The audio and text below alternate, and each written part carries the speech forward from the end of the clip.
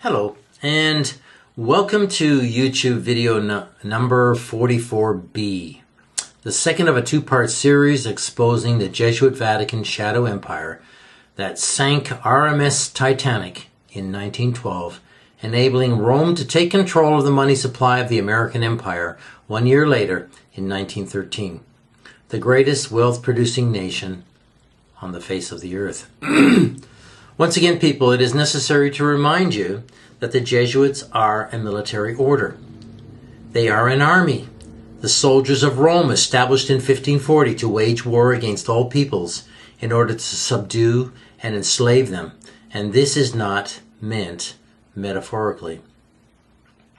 Regimini Militantis Ecclesiae is Latin for to the government of the Church militant, and was the title of the papal bull promulgated by Pope Paul III on September 27, 1540, which gave the first approval for the formation of the Society of Jesus, known today as the Jesuits, by that wicked Spaniard, or wicked Basque Spaniard, Ignatius Loyola. Please keep in mind that the Jesuits will do whatever it takes to accomplish world control. Anything, no matter how terrible. And that is why the last 5 centuries has seen such incredible bloodshed and violence. It is because of the Jesuits.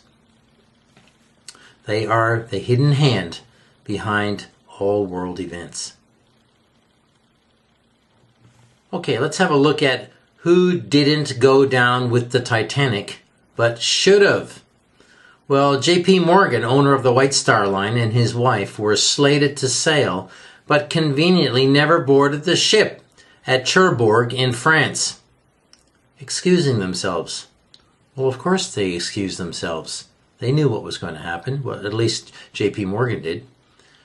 Neither did a number of Morgan's privileged coterie, like Robert Bacon, Morgan's former business associate, Henry Clay Frick and his wife, George W. Vanderbilt and his wife, Alfred Gwynn Vanderbilt, and Milton Snavely Hershey and his wife, who were obviously warned off and boarded other vessels. Now, this is really important to understand. There was a whole number of people that were very rich, wealthy, mostly Americans, touted to be on the Titanic. And this drew other rich people who wanted to sail in company with those people. So this is what was going on. All of these people should have gone down with the boat. Joseph Bruce Ismay, managing director of White Star Lines, jumped into a lifeboat in order to save his neck, when many women and children were still waiting, and suffered reproach for doing this for the rest of his life.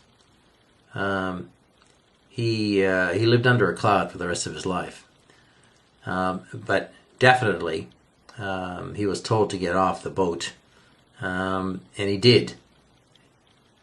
Thomas Andrews, and somebody obviously let him get off the boat, because others were not permitted to get off the boat at gunpoint. So it sounds like he just jumped into a boat, but no, he was permitted to jump into a boat. Thomas Andrews, the naval architect in charge of the plans for the ocean liner, was on board, but went down with the ship. So obviously he did not know what was going on. Lord William James Peary, the owner of Harland and Wolff, the builder of Titanic, inspected the ship with J.P. Morgan before departure, and there's photographs of this, but never made the trip as part of the guarantee group, as was customary, and which he did on the Oceanic and other White Star Line vessels previously. Usually all the top management of the company would ride on the maiden voyage of boats to guarantee that everything was up to scratch. But somehow he missed this trip. Funny about that. Peary's rapid rise to prominence before and after the sinking of the ship is very suspicious. Was he rewarded for his part in the plan? Well, I have no doubt about it. He was deeply implicated with J.P. Morgan and the establishment of other companies for Atlantic shipping. And he knew what was going down. He was part of the inner group. Many people do not know that hundreds of rooms were reserved for wealthy people who were offered free passage on Titanic's maiden voyage, lured by the prospect of sailing in the prestigious company of J.P. Morgan and others. And J.P. Morgan was arguably one of the most powerful men of his time. It was a honey trap, taking the lives, inevitably, of 123 very wealthy men, women, and children. Of course, J.P. and his wife never showed. Cowards. They were Judas goats, baiting and leading the wealthy to their slaughter. Okay, let's look briefly at J.P. Morgan, key figures in American government, world banking, and the Jesuit connection. If you look and carefully study, you'll see the Jesuit connection through Freemasonry. All right? Through the Papal Knights and Freemasonry. This is the hierarchy of control. J.P. Morgan was a high-level Shriner Freemason, and undoubtedly, according to researchers, the most powerful financier in the USA between the years 1890 and 1913. When 42 major corporations were organized or their securities were underwritten in whole or part by J.P. Morgan and Company. And you should read this guy's The Climb to Fame, Rise to Power. You should read about it. You can read about it in Wikipedia. It gives a basic outline of how J.P. Morgan climbed to power. But there were people behind the scenes assisting him. Don't you worry. He wasn't doing this on his own. Through Morgan's intervention, a financial meltdown had been prevented in the USA in the 1893 U.S. Treasury gold shortage fiasco, where gold was supplied by Morgan's associates, international bankers, in exchange for 30-year government bonds. He was viewed as a hero by many for saving the day with his extensive influence. Then, in 1907, just 14 years later, there was a currency crisis, pushing many banks to the verge of bankruptcy. Again, Morgan stepped in, and as stated in Wikipedia, and I quote, Morgan organized a team of bank and trust executives which redirected money between banks, secured further international lines of credit, and bought up the plummeting stocks of healthy corporations. Unquote.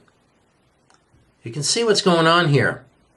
There's a few men who are movers and shakers in the world of finance in the USA, and they are connected internationally. What few understand is that the Jesuits were using the Masonic bankers to create instability in the U.S. financial markets and manipulating politicians and the people through the media with threats of social and economic chaos. Morgan was being used to stand over the presidents and political leaders of the time. He and the money trust bankers of New York saw the rise and fall of 5 U.S. presidents: Grover Cleveland, William McKinley, who was assassinated by a Jesuit hitman, most likely for disobeying orders, Theodore Roosevelt, William Taft, and Woodrow Wilson between 1893 and December 1913, when the U.S. Federal Reserve System was quietly passed into law. Strange that J.P. Morgan died in Rome, of all places, on March 31st, in his sleep, just 2 months before the Federal Reserve Act was presented to Congress. What was he doing there? Did the Jesuits poison him at his hotel to silence him and redirect his wealth after he had accomplished their purposes? I have no doubt about it. There is strong evidence his fortune was used to finance the Russian Bolshevik Revolution, which is the Jesuit Revolution, in 1917, only a few years later. This 20-year period of time is when the Jesuits made their aggressive move to control American money. This was the Jesuits checkmating the progress in social, civic, and spiritual freedoms made since the beginning of the Protestant Reformation in 1517, when Martin Luther took a stand against the Roman Church. It happened just as the Jesuits vowed it would in their fascist anti-Reformation Council of Trent Declaration of 1563. And if you haven't read the Council of Trent Declaration and the more than 100 anathemas proclaimed against Protestant Christianity, then you should read that. You can get that on my website. It's a free PDF. Just go to darknessisfalling.com and look for the PDF and URL page. You can download that free. You may be asking, what does all this have to do with the Titanic? In a nutshell, nothing directly, but a lot indirectly. Using the death ship to kill a significant number of powerful American businessmen essentially removed the opposition to the formation of a central bank in the USA. Remember, this is a first-time event in history, a central bank in the USA. Here's the timeline of events. Number 1. The Aldrich-Vreeland Act was passed in 1908, which created the National Monetary Commission, which was a response to the 1907 crisis, or money crisis. Then, number 2, a powerful group of 7 men who represent a New York-based banking monopoly or money trust, as they were known, meet secretly on Jekyll Island in November 1910 and draft the Federal Reserve Banking System Bill. Then, number 3, numerous attempts to pass the bill into law are thwarted over the next 2 years. The bill is rejected again and again. Then, number 4, the Titanic is sunk on April 15, 1912, taking powerful opposition to that Fed bill to the bottom of the Atlantic. How convenient. Number 5, Woodrow Wilson is installed as president on March the 4th, 1913. Then, number 6, the Fed bill is introduced again to Congress on June 26th. And while most politicians are absent on Christmas holidays, the bill is passed into law by a small group of conspirators or complicit insiders on December the 23rd, just 2 days before Christmas. And it is rubber stamped, I believe, under coercion by Woodrow Wilson. Number 7, on July 28th, 1914, something like 6 or 7 months later, the Jesuits commence World War I, the start of their second 30-year war in Europe, paid for by their new Federal Reserve Central Bank printing presses. Think about it. When you look at the timeline, you cannot dispute that there was an active conspiracy going on to take control of American money. Dear listener, can you see now the significance of the role the Titanic played in creating world monetary enslavement and the bloody 20th century of revolution, war, and genocide, unprecedented in history, and all funded by the Jesuits' American Federal Reserve money mill.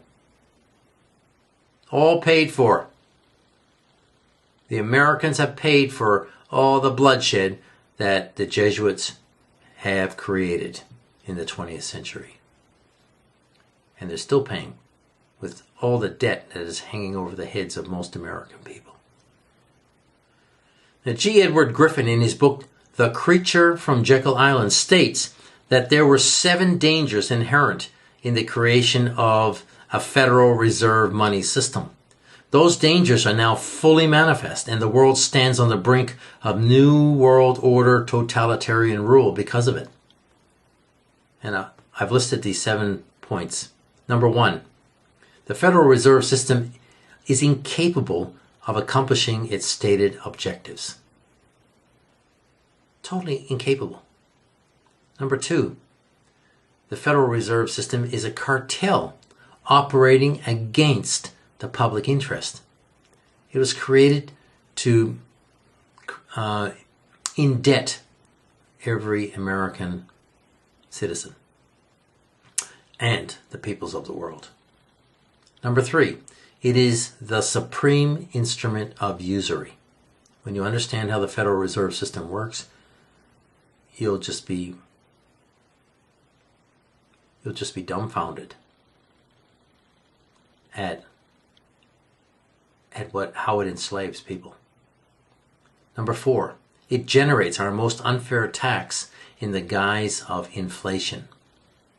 It creates inflation, and this is a hidden tax. Number 5, it encourages war. Oh yes, it does. And number 6, it destabilizes the economy. Well, that it is done, because the American economy, although wealthy, has slowly slid downhill. And today it is almost playing second fiddle to the Chinese economy. Number 7, it is an instrument of totalitarianism. And we can see the totalitarianism rising through the military dictatorships all over the world, and the communist dictatorships all over the world. It is everywhere, people. Soft communism is rising everywhere. Most people cannot see it. They're blinded by their day-to-day concerns, but it is rising quickly. Griffin further explains that the meeting of the money trust bankers at Jekyll Island in 1910 was arranged by Senator Nelson Aldrich, who was chair of the National Monetary Commission at the time and was also present during that 6 or 7, 8 days when these men were meeting. The other 6 men were, and I'll list them. Number 1, Abraham Piatt Andrew. Abraham Piatt Andrew, Assistant Secretary of the U.S. Treasury. And you can look all these men up. Number 2, Frank Vanderlip, who was president of the National City Bank of New York and agent for Kuhn Loeb and Company, who were European investment bankers for the Vatican. Number 3, Henry Davison, senior partner of J.P. Morgan and Company. Number 4, Charles Norton, president of the First National Bank of New York. Number 5, Benjamin Strong, head of J.P. Morgan's Trust Company, and who later became the first head of the Federal Reserve System in 1913, probably for a job well done.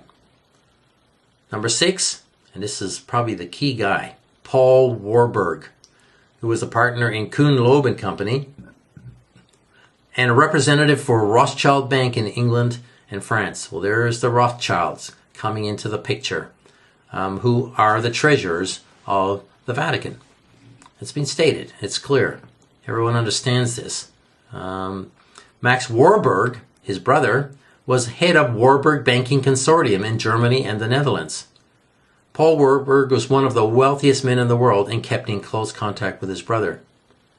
So these are the powerful connections. These are the men who are moving and shaking in finance at that time.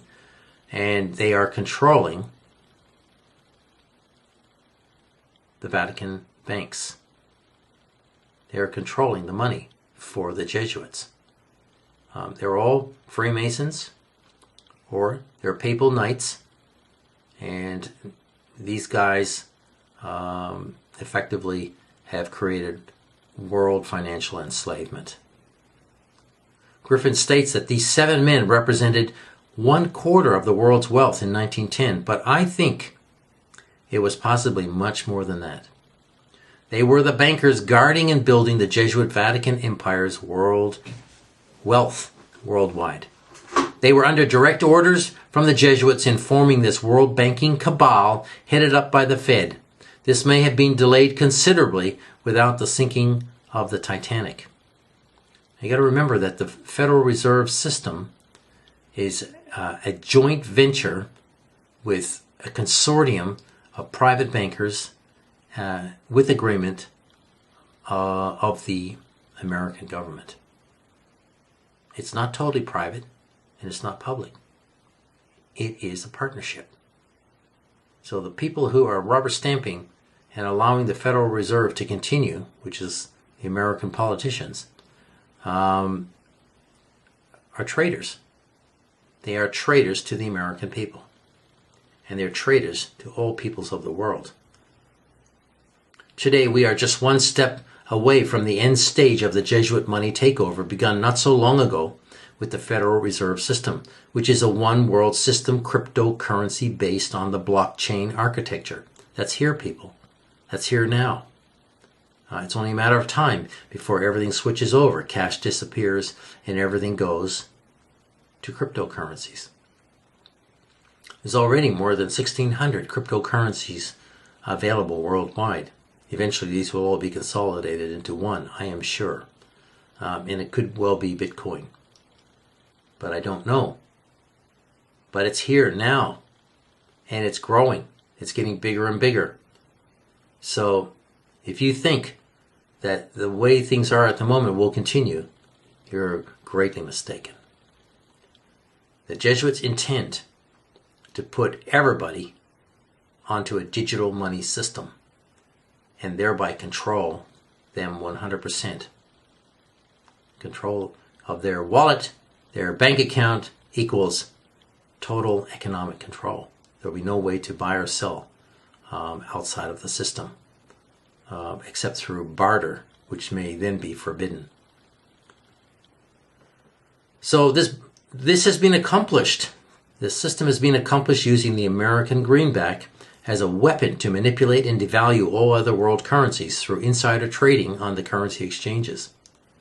Oh yes, the Jesuits are the insider, do all the inside trading, manipulating currencies. They always win, they never lose. Is it any wonder that most national economies can never prosper, dominated by the greenback? All central banks are Vatican controlled, like leeches sucking national wealth through usury and taxes into Vatican BIS, or Bank of International Settlements, accounts in Geneva. This is a Vatican bank. You can check out the Bank of International Settlements. It's a Vatican bank controlling all banks. Vatican Corporation is the wealthiest entity on the face of the earth. And this is declared in Revelations chapter 18, verses 16, 19, 21, 23, and 24. Verse 23 and 24 declare of Rome, "For your merchants were the great men of the earth, for by your sorceries were all nations deceived." Think about that. "And in her was found the blood of prophets and of saints," real Christians, "and of all that were slain upon the earth."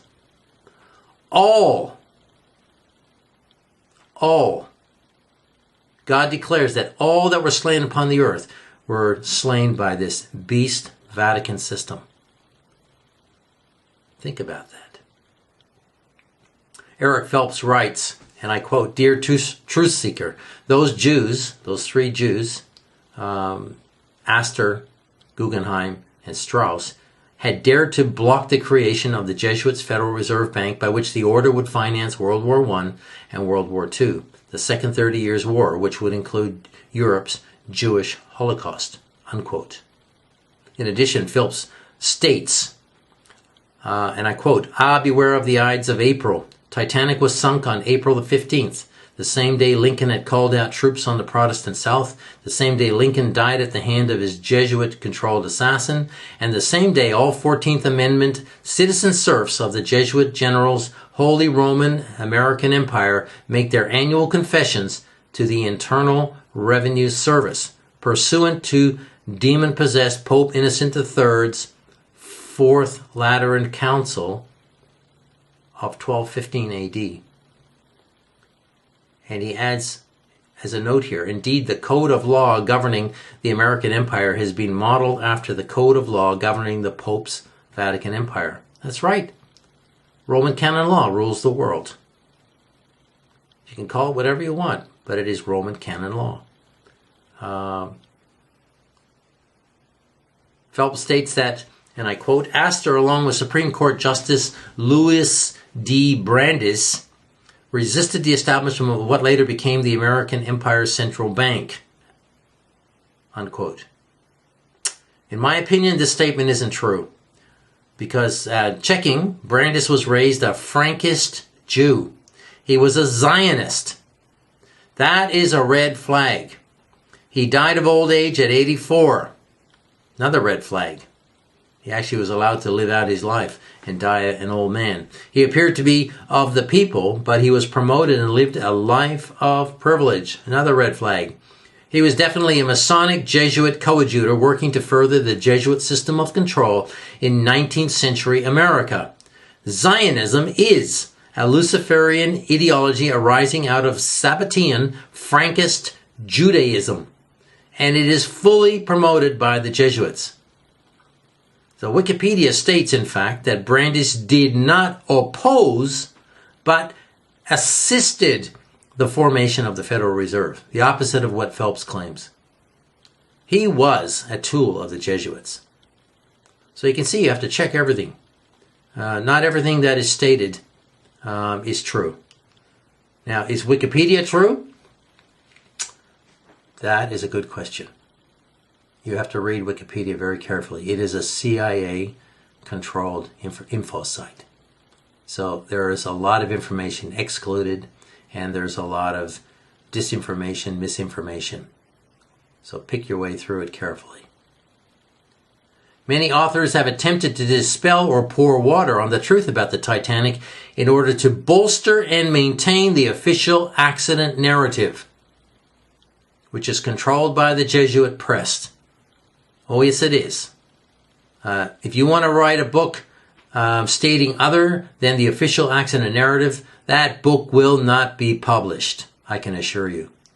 This is a wicked cover-up, and God is now exposing the lies and deception so you, dear listener, can hear the truth.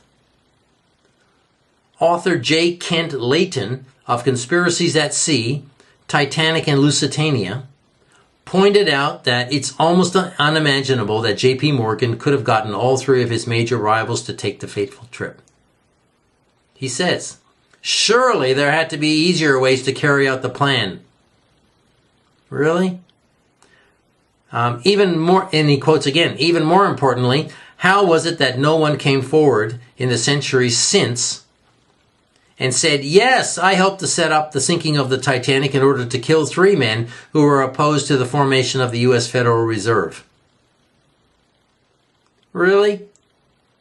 This is blatant, willful ignorance or naivety of how world power works.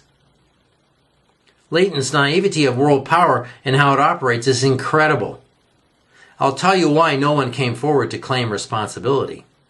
The small group of ringleaders died soon after, or took their secrets to the grave later. A loose tongue means death at the hands of a Jesuit assassin.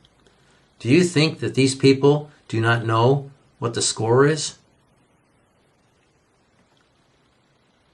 They were sworn to secrecy and understood the consequences of betraying the Jesuits' secrets. The Jesuits are a criminal cabal, and they will kill you if you expose them. They may kill me one day. I fully expect it. But I will continue to expose them because I'm not afraid of them. Some of the shipyard workers, however, did confess many years later that the Olympic had been rebadged Titanic prior to its supposed maiden voyage. They were sworn to secrecy and threatened with long-term imprisonment if they talked. From underwater photos, it is clear that it is Olympic that sank, not Titanic. The high Jesuits who know this must still be laughing about the scam. You'll have to make up your own mind about it, but the original pictures don't lie.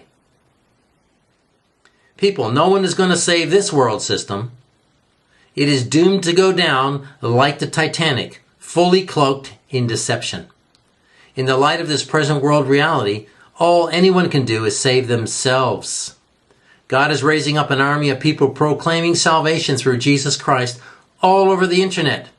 And if you haven't noticed this, you're not paying attention. This isn't the rise of the fruitcakes, as many misguided souls believe, and it isn't happening for no reason. So take notice, please. This is the final warning by God through His people to repent, and an invitation by Him to receive mercy, forgiveness of sins, and eternal life. How about that? No one knows how long this period of grace will last, but it is short. These are the very last days of earth as we know it. Once again, I urge all who are listening to this video and do not know Christ and have not been born again by the Spirit of God to turn to God and be reconciled with Him today. Now's the time. Turn away from evil and stop the rebellion against God and His commands. Change your mind and heart before it's too late. There is only one way to God, and that is through Jesus Christ, His Son. There is no second or third way. If you refuse to submit to Jesus Christ, then you have chosen to go Satan's way. And like him, you will be separated from God and damned eternally. That is the truth. I'm here to tell you the truth. No soul is exempt from spiritual authority. No one. Please consider your spiritual state and eternal destiny very carefully before God's judgment falls. Call out to God today, and He will hear you. That's a promise of God. He will listen to you, He will hear you, and if you ask for forgiveness, He will forgive you. I will put links to references in the box below. Thank you for listening, and I pray that God will continue to open your eyes as you search for the truth on all things. Please share this information with others as you're able, so that others might be awakened to the reality of this present evil world system. I hope to see you in the next video.